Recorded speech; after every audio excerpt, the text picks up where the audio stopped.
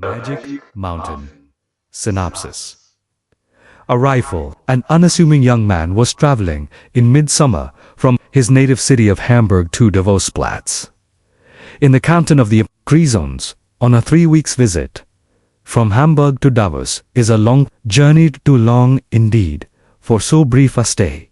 It crosses all sorts of country, goes up hill and down dale, descends from the plateau of southern Germany to the shore of Lake Constance, over its bounding waves and on across marshes once thought to be bottomless. At this point, the route, which has been so far over trunk lines, gets cut up. There are stops and formalities. At Rorschach, in Swiss territory, you take train again, but only as far as Landquart, a small alpine station, where you have to change. Here, after a long and windy wait in a spot devoid of charm, you mount a narrow-gauge train, and as the small but very powerful engine gets under way, there begins the thrilling part of the journey, a steep and steady climb that seems never to come to an end. For the station of Landquart lies at a relatively low altitude, but now the wild and rocky route pushes grimly onward into the Alps themselves. Hans Kastorabsuch was the young man's name, sat alone in his little grafulstered compartment, with his alligator skin handbag, a present from his uncle and guardian, Consul Tina Palette, us. Get the introductions over with, at once his traveling rug, and his winter overcoat swinging on its hook. The window was down, the afternoon grew cool, and he, a tender product of the sheltered life, had turned up the collar of his fashionably cut, silk-lined summer overcoat. Near him on the seat lay a paper-bound volume, entitled Ocean Steamships. Earlier in the journey he had studied it, off and on, but now it lay neglected, and the breath of the panting engine, streaming in, defiled its cover with particles of soot. 2 days' travel separated the youth. He was still too young to have thrust his roots down firmly into life from his own world, from all that he thought of as his own duties, interests, cares and prospects, far more than he had dreamed it would when he sat in the carriage on the way to the station. Space, rolling and revolving between him and his native heath, possessed and wielded the powers we generally ascribe to time. From hour to hour its work changes in him, like to those wrought by time, yet in a way even more striking. Space, like time, engenders forgetfulness, but it does so by setting us bodily free from our surroundings and giving us back our primitive, unattached state. Yes, it can even, in the twinkling of an eye, make something like a vagabond of the pedant and Philistine. Time, we say, is but change of air is a similar draught, and, if it works less thoroughly, does so more quickly. Such was the experience of young Hans Kastorp. He had not meant to take the journey seriously or commit himself deeply to it, but to get it over quickly, since it had to be made, to return assay, had gone, and to take up his life at the point where, for the moment, he had had to lay it down. Only yesterday he had been encompassed in the wonted circle of his thoughts, and entirely taken up by two matters: the examination he had just passed, and his approaching entrance into the firm of Thunder and Wilms, shipbuilders, smelters, and machinists. With as much impatience as lay in his temperament to feel, he had discounted the next 3 weeks, but now it began to seem as though present circumstances required his entire attention, that it would not be at all the thing to take them too lightly. This being carried upward into regions where he had never before drawn breath, and where he knew that unusual living conditions prevailed, such as could only be described as sparse or scanty, yet began to work upon him, to fill him with a certain concern. Home and regular living lay not only far behind, they lay fathoms deep beneath him, and he continued to mount above them. Poised between them and the unknown, he asked himself how he was going to fare. Perhaps it had been ill-advised of him, born as he was a few feet above sea level, to come immediately to these great heights, without stopping at least a day or so at some point in between. He wished he were at the end of his journey, for once there he could begin to live as he would anywhere else, and not be reminded by this continual climbing of the incongruous situation. He found himself in. He looked out, the train wound in curves along the narrow pass. He could see the front carriages and the laboring engine vomiting great masses of brown, black, and greenish smoke that floated away. Water roared in the abysses on the right. On the left, among rocks, dark fir trees aspired toward a stony grey sky. The train passed through pitch-black tunnels, and when daylight came again, it showed wide chasms, with villages nestled in their depths. Then, the pass closed in again. They wound along narrow defiles, with traces of snow in chinks and crannies. There were halts at wretched little shanties of stations, also at more important ones, which the train left in the opposite direction, making one lose the points of the compass. A magnificent succession of vistas opened before the odd eye of the solemn, fun world of towering peaks, into which their route wove and wormed itself, vistas that appeared and disappeared with each new winding of the path.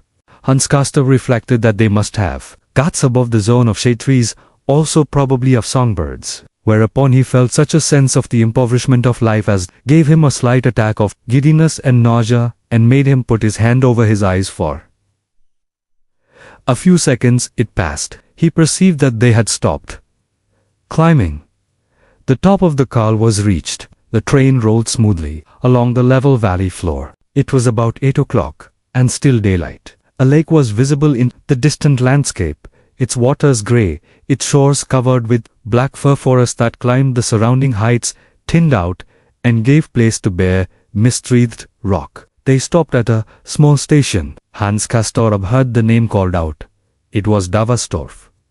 Soon he would be at his journey's end. And suddenly, close to him, he heard a voice, the comfortable Hamburg voice of his cousin, Joachim Ziemsen, saying, "Hallo, there you are. Here's where you get out." And peering through the window, saw his cousin himself, standing below on the platform, in a brown ulster, bareheaded, and looking more robust than ever in his life before. He laughed, and said again, "Come along out, it's all right."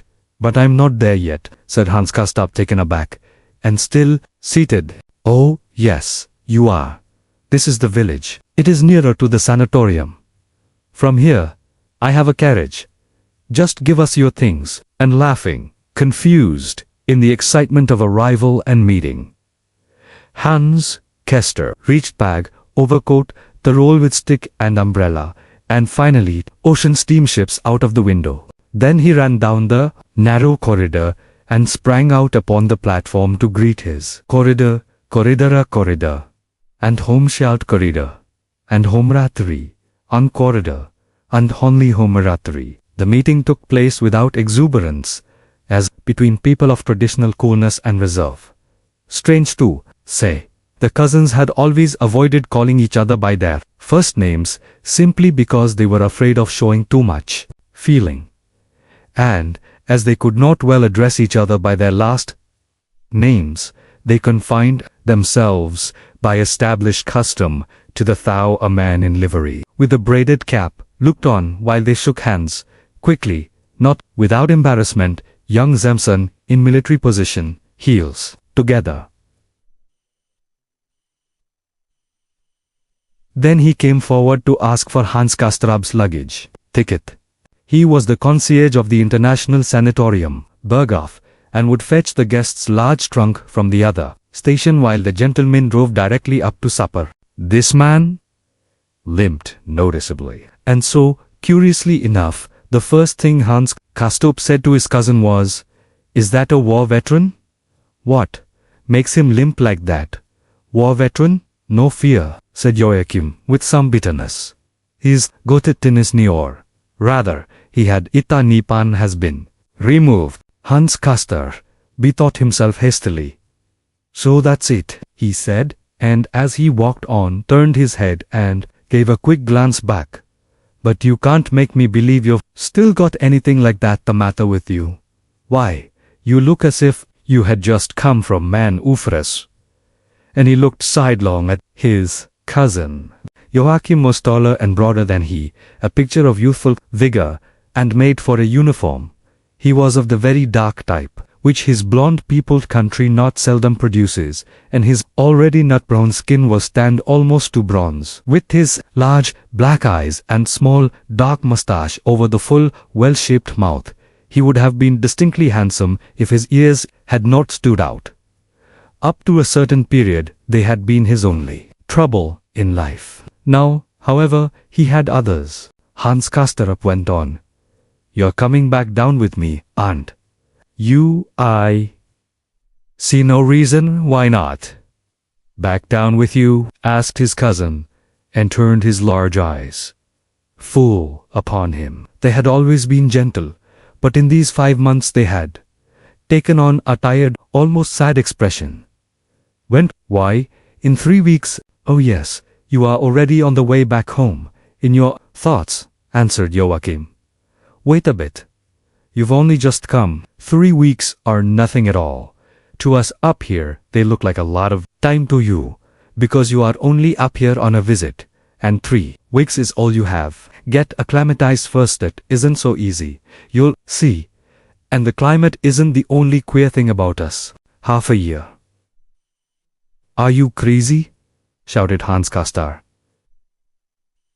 They had climbed into the yellow cabriolet that stood in the stone-paved square in front of the shed-like station, and as the pair of brown horses started up, he flounced indignantly on the hard cushions.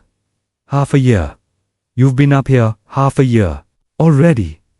Who's got so much time to spend?" "Oh, time," said Joachim, and nodded repeatedly, straight in front of him, paying his cousin's honest indignation no heed. "They make pretty free with a human being's idea of time up here. You wouldn't believe it. 3 weeks are just like a day to them.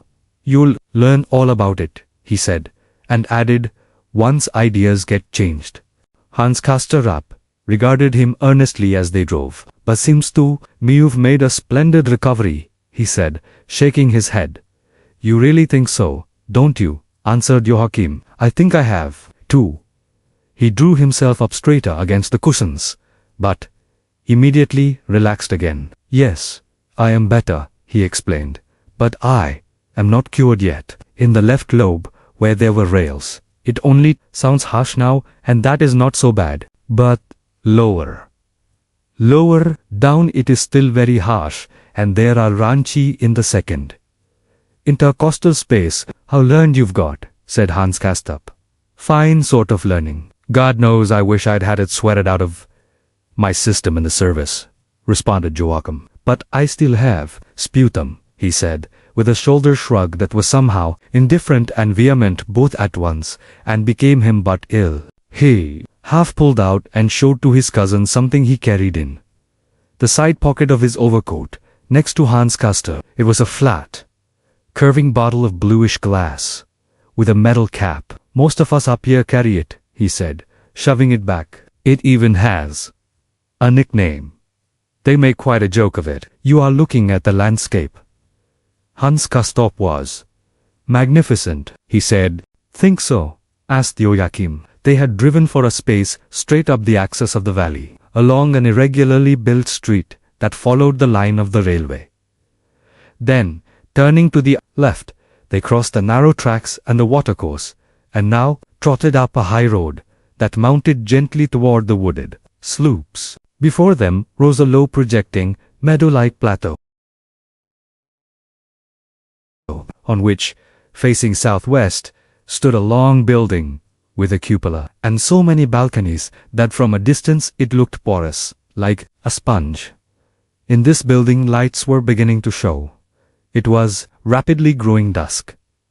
The faint rose color that had briefly enlivened the overcast heavens was faded now, and there reigned the colorless, soulless, melancholy transition period that comes just before the onset of night. The populous valley, extended and rather winding, now began to show lights everywhere, not only in the middle, but here and there on the slopes at either hand, particularly on the projecting right side, upon which buildings, mounted in terrace formation, paths ran up the sloping meadows to the left and lost themselves in the vague blackness of the pine forests. Behind them, where the valley narrowed to its entrance, the more distant ranges showed a cold slaty blue. A wind had sprung up and made perceptible the chill of evening. "No, to speak frankly, I don't find it so overpowering," said Hans. "Custer up. Where are the glaciers, and the snow peaks, and the gigantic heights you hear about? These things aren't very high, it seems to me,